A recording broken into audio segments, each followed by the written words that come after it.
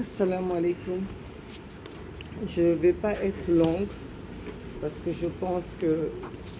tout ce qui devait être dit a été dit. Juste rappeler aux esprits dormants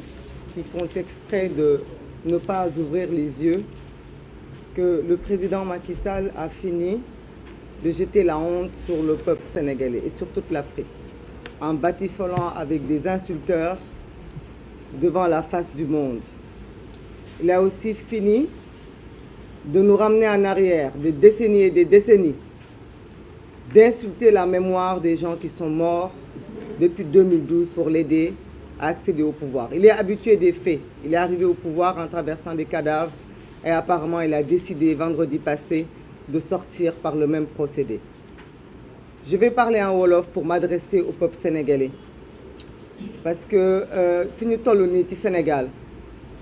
ñun ñëpp dañu nekk en danger sénégalais yëpp dañu nekk en danger nañu taxaw seetlu lan moo xew àjjuma bi passé président Macky Sall dafa violer constitution sénégalaise en empêchant aux gens de respecter leur droit de manifester mu bañal leen te moom ni ko Cheikh Tidiane waxee léegi mu doon ko exiger en 2011 gàcce weesuwul loolu gàcce weesuwul nga nekk kilifa ci réew jiite ay kilifa diine waaye sa kàddu démb yi ay xale yu ndaw di ko teg mu wute lool ak sa kàddu tey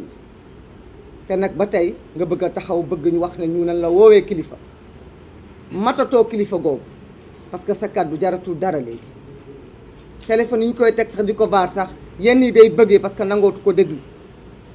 wante itam nañu xool lan moo xew tamit vendredi li xew vendredi mooy dañu tere à des citoyens liberté de circuler Barthélémy Dias du tëj ko këram du matin au soir c'est un précédent dangereux lan mooy loolu lan mooy nit di manifester ñu ne la doo génn sa buntu kër waaye encore plus grave pour ñun sénégalais jullit ñu doon ñu tere Ousmane Sonko liberté de culte nga dem jaamu ji sa boroom génn julli te ba tey nag ñu ne ci réewu jullit lañ nekk te ba tey nit ñi ñu ne duñu wax Macky Sall li muy def ni mënul nekk bu ñu demee ba nga xamante ne nag ci réew nee nañu opposition bii toog nii moom de moo yem dayoo ak président Macky Sall ak nguuram ak arméem ak gendarmerie ak police am ak léppam ci doole pour indi paix ñu ne ñun ñi ak moom ñoo yem que ñun mën nañ indi jàmm autant que moom kon dama ni pouvoir bi kon nañu ko waddal ñu xam ni pouvoir amatu fi parce que bu demee ba ñu ne opposition bi dañu woote jàmm autant que Macky Sall na woote jàmm te Macky Sall ñu ne moom la di jox pouvoir kon est-ce que Macky Sall mérite na pouvoir boobu nekk ci loxoom ba tey man dama naan déedéet dañu waroon kay wax ne moom mi nga xam ni moo yor pouvoir yépp na taxaw parce que moom moo yor doole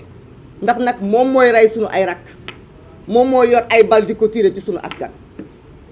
waaye askan wi itam dama leen di woo di leen woowaat ndax du ñu jóg ci di leen woo ndax réew mi di Sénégal ñun ñëpp on est en danger fii ku yeewu am soxla ci hôpital mën ngaa dee ndax hôpitaux yi gis nañ barki démb ay liir ñoo ci dee waxantuma ak ay mag plateau médical bi ñëpp wax nañ waaye ma ne tali bii dañ ciy risqué suñu vie ndax tey jii ci suba rek accident bu metti am na fii ci yoonu campement yeen bi ñeenti nit ñàkk ci seen bakkan moo na ñooñu manifesté wuñ de tali bi wóorul hôpitaux yi wóorul mbedd mi wóorul fenn wóorul parce que nit ñi dañ leen di agressé ci mbedd mi di leen agressé seen biir kër yi loolu yëpp ñu ngi koy dund fii ci période bi ñu wëlbatiku démb donc am na ku demoon ci stade moo ne manifestation yóbbu ko fa politicien wootewul ay grenade lacrymogène nee na ñaay moo tax mu ñàkk bakkanam kon dama ni est-ce que am nañu ñun war nañoo am tey taxaw di wax askan wi xale yi bu leen manifester xale yi dem ma ne la ci bëggal seen bopp dem ci ay làmb ñoo mën a ñàkk seen bakkan xale yi di wut tekki ëllëg dugg ci géej gi ñoo mën a ñàkk seen bakkan xale yi nga xamante ne defuñu dara dañuy xëy liggéey ñu agressé leen ñoo mën a ñàkk seen bakkan kon ku wax ne xale yi bu leen xeex ngir seen réew bu leen xeex ngir seen lépp république bu leen xeex ngir seen ëllëg kon loolu ban xeetu appel la dama ni dee ngir xeexal sa askan dafa ëpp foofu tuyaaba ndax dee ndax damaa demoon concert wala ndax damaa génnoon doxantu ji wala ndax damaa demoon seetaani làmb du parce que nag dañuy minimiser dee ji parce que nag bakkan bépp bu rot rek dafa nekk naqar ci ñun mais nag combat bi day combat boo xam ni kenn du ñëw duñu ko mëneel te doyen Habib Sy wax na ko léegi Sénégal dafay pays démocratique te réew mii ñun tey ba ñuy ñëw fekk si ko dafa am luñ fi fekk loo xam ni professeur Bathily rappelé na ko mu nekk des années et des années de lutte nit ñi di ko xeex droit de liberté de se réunir ak leneen léegi dañoo foog ni ñun dinañ nangu ñun Sénégal yàqoo ci suñu loxo yi dinañ nangu ñun ndax jëmmi Macky Sall kese ak bëggam réew ak bëggam nguur jëmm jooju tax kese ñu jël lépp lu nit ñi xeexoon ba joxuñu ko ñu jël ko teg ko ci suuf ndax suñu bëkkat wala ndax suñu ragal wala ndax suñu am lu ñuy seet ci suñu ay confort personnel duñu ko def parce que du suñu devoir duñu ko def parce que jamono jii nga xamante ne dañ fi fekk lii ngeen yor muy xarale yi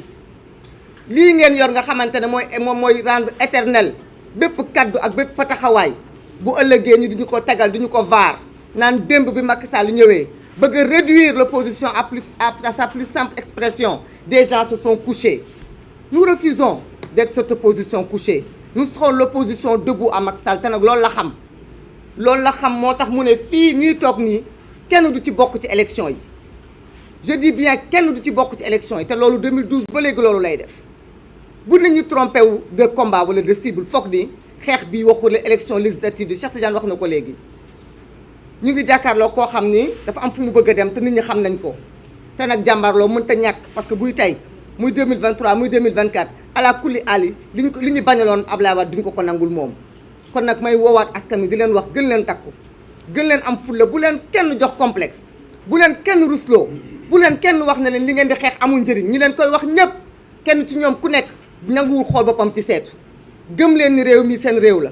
gëm leen ni ñiy dee ci biir géej gi ndax dañuy bëgg a daw Sénégal yéen bokk leen ci loolu da ngeen a toog affronter seen destin affronter seen avenir xeex ngir seen réew bu kenn ci yéen nag accepter tout simplement parce que dafa am ay appels yu ñuy wax ay waaw doomu nit ñi ñoo yéen a ciy dee yéen a ciy perte parce que dama ni bis bu yàlla sàkk bu ngeen yow fii ci Sénégal seen bakkan mu ngi ci xottu